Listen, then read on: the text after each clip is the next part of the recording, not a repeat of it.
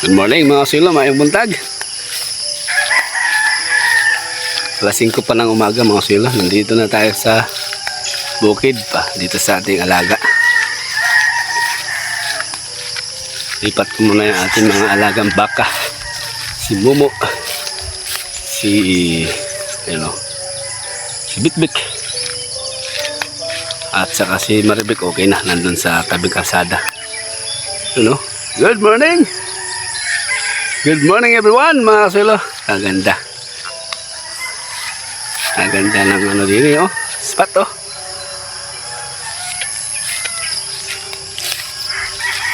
dito ka lang. Tali natin ko si Bikbik dun sa sa tabing kalsada din. Itabi ko sa kanyang mother. Tapos tungo tayo ngayon sa garden. Ay update natin yung ating tanim doon. Ano na ang balita. May harbisin ng sitaw. Manguha tayo. Pang pang ulam-ulam. Good morning po sa lahat mga swilo. Ko muna yung ating mga alaga. Okay. Nandito yung mag-ina mga silo. Si Momo nandun sa taas. Okay. Diyan lang muna kayo ha. Balikan lang natin ito mamaya mga silo kapag mainit na. Ay silong natin lalo na si si Maribik. Dahil naiay na siya. Pero hindi pa kumpirmado mga silo na buntis siya. Ayan.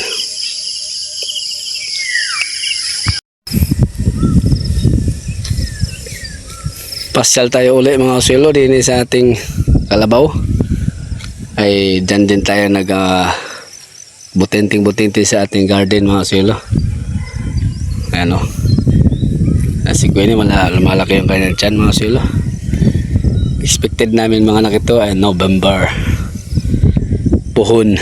Tapos si Doktor ayun yan sa naghahanap po ni Jason ayun. Sinakyan na ni Doktor ang laking mama ang sumakay.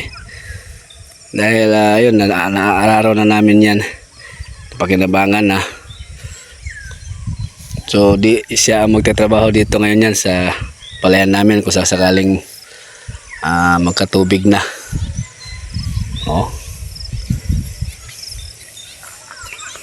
Malaking mama ang sumakay si Doktor. Si Queenie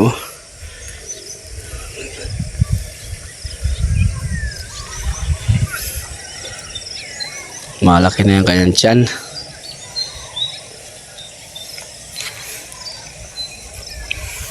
Halo parang si Leon Guerrero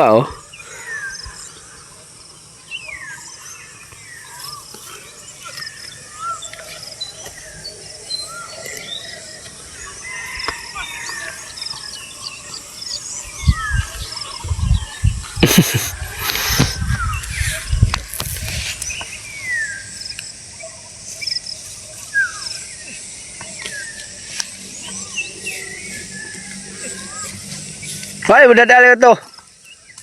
Ang budadali ito?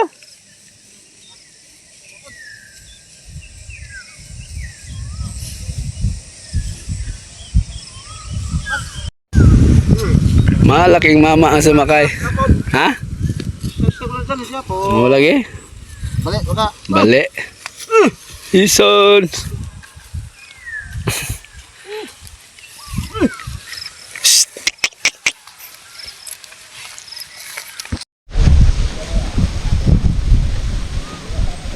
Yan mga swilo. May tayo.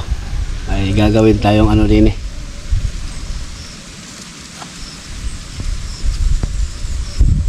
May hawak akong bulaklak ng kalabasa, yung lalaki ito, female.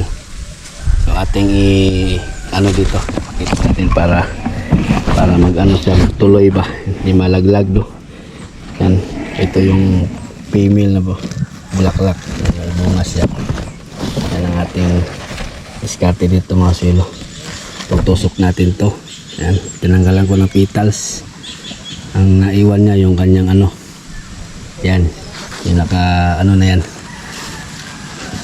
Itutusok natin siya doon sa ilalim. Yan. Yan para mapulinit sila. Yan. So hayaan na natin yan mga silo.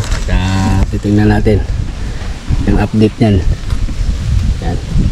Malapit sa dito sa Manyog. Yan. Tingnan natin kung magtuloy. Kasi yung iba dyan hindi natin na ano napulinit kasi walang kasabay na female noon nung nakita natin. Ay ngayon meron siyang kasabay nakita ko ay pinano ko na. Ano pa tayo kasi meron pa akong nakita isang ano isang bulaklak na lalaki. Hanap pa tayo ng babae.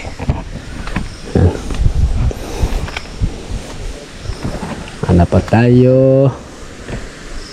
Hindi natin makita dahil sa sobrang kapal ng dahon. Pero may mga bunga na siya mga silo yung nauna natin nakita.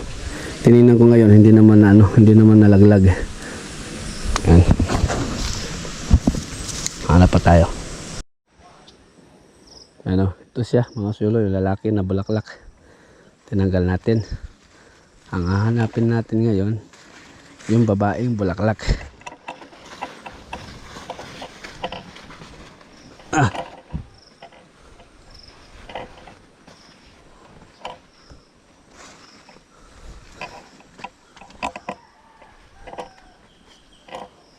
Hanap-hanap tayo.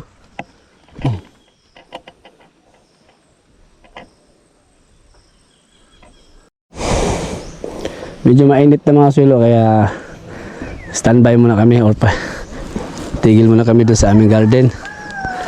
Ngayon nagkasundo yung mga ano din kasamahan natin, si Doktor at si Dulpo at saka si Yoami. Meron kasi kami nakikitang mga tilapia dyan, ayun o. Diara dire oh.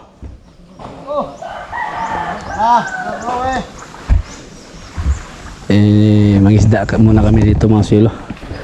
May ano dito. Masarap na ikikilaw na tilapia. Diara dire.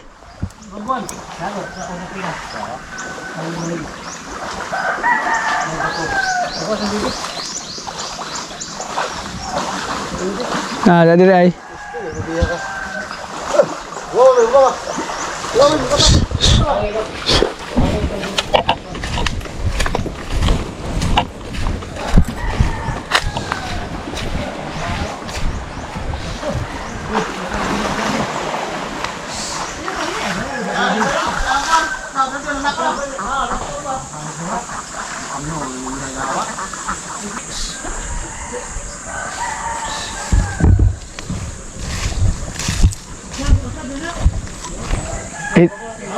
Kuha na ilatag na. Adoy. Yo daraw, nara daw. Desbag na. Nara. Daraw. Dara.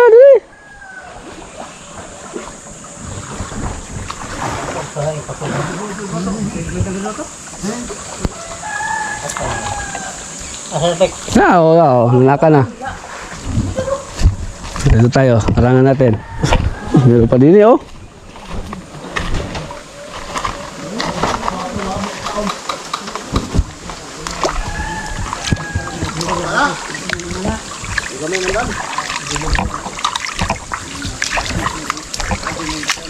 Tara.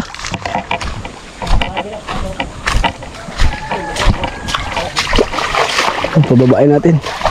Umakyat eh.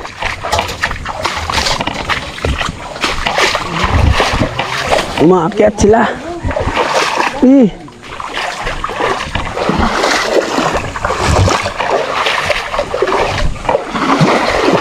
Pero habong ay. Ini ba na? Gana po. Ay, gano?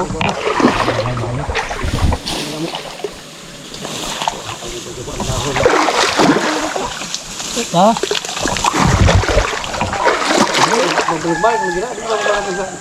Nabuo na magbalik. Imugon ba ayo.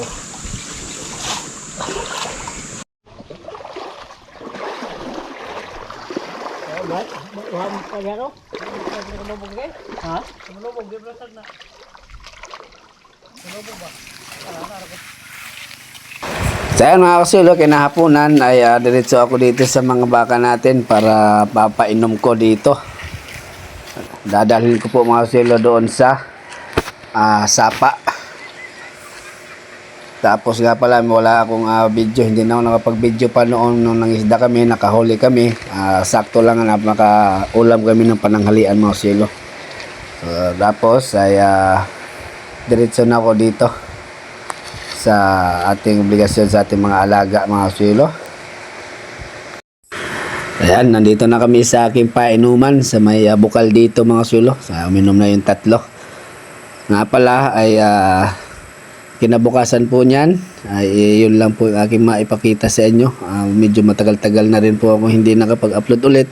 Gawa ng busy na naman po. Gawa ng ating obligasyon dito sa barangay. Meron tayong katungkulan ay yun, dapat natin asikasuhin muna. So, ang ating gagawin na bukas mga kaswelo ay papakita ko po sa inyo. Ang mangyayari niyan ay mag-release po ako ng binhi, abono.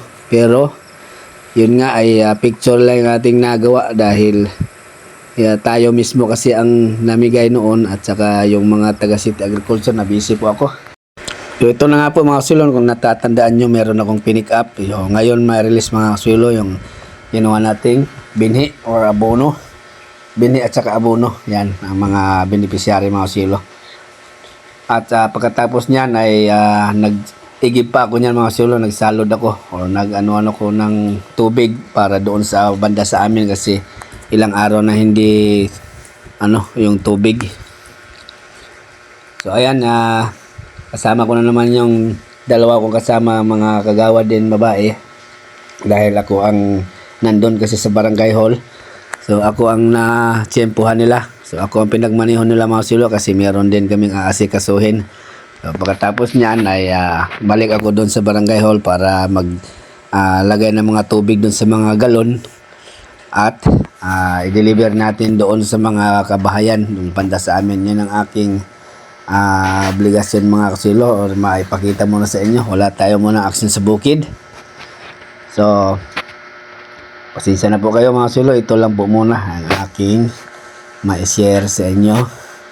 At nga pala update dun sa ating magiging project sana. Baka maudlot dahil na-disgrasya or na-aksidente po si Ma'am Janice, yung kapatid ng nagpagawa doon. So nagastos sila kasi nabali ho yung kanyang braso at saka yung kamay na aksidente sa motor.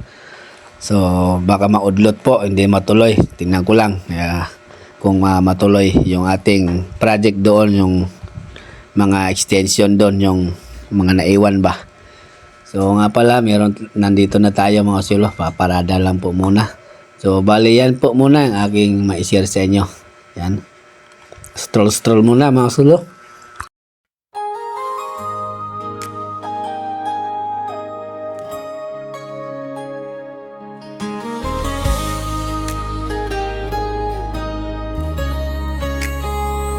Sa barangay Bubon, liwanag ang daan.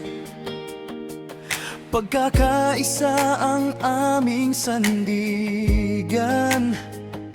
Bawat pangarap ay sama-samang binubuo para sa kinabukasan ng bawat tao. Tapat na serbisyo, malasakit sa tanan. Respeto ug gugma ang among giagyaan. Magkakapit bisig, walay biyaan, alang sa kalambuan sa atong barangay. Barangay Bubon, kaisa tayo sa serbisyo'y buong puso. Kamot sa kamot magtinabangay, alang sa malinawon nga kinabuhi. Barangay Bubon among garbo, paglaong sa matag pamilya, uban ta sa pag-uswag, mabuhay ang Barangay Bubon.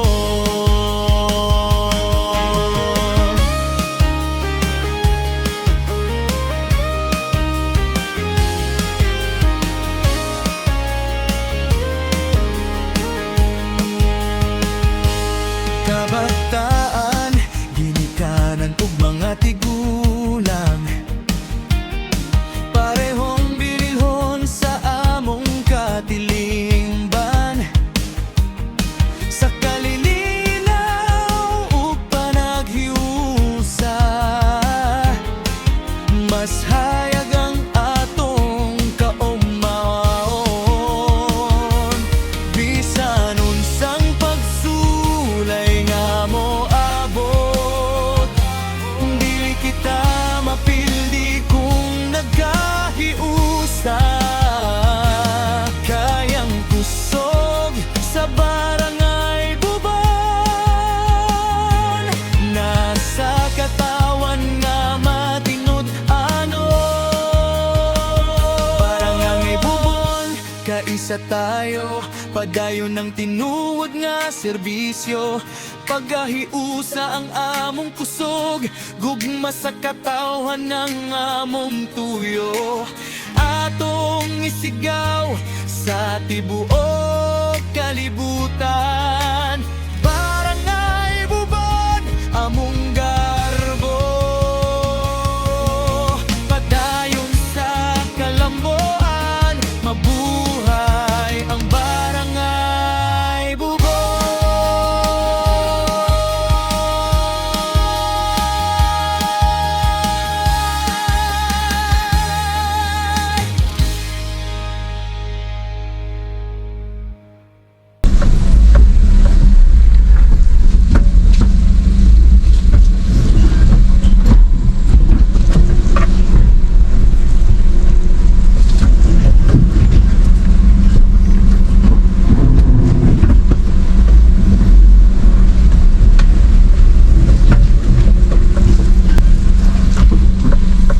Triste. Balik.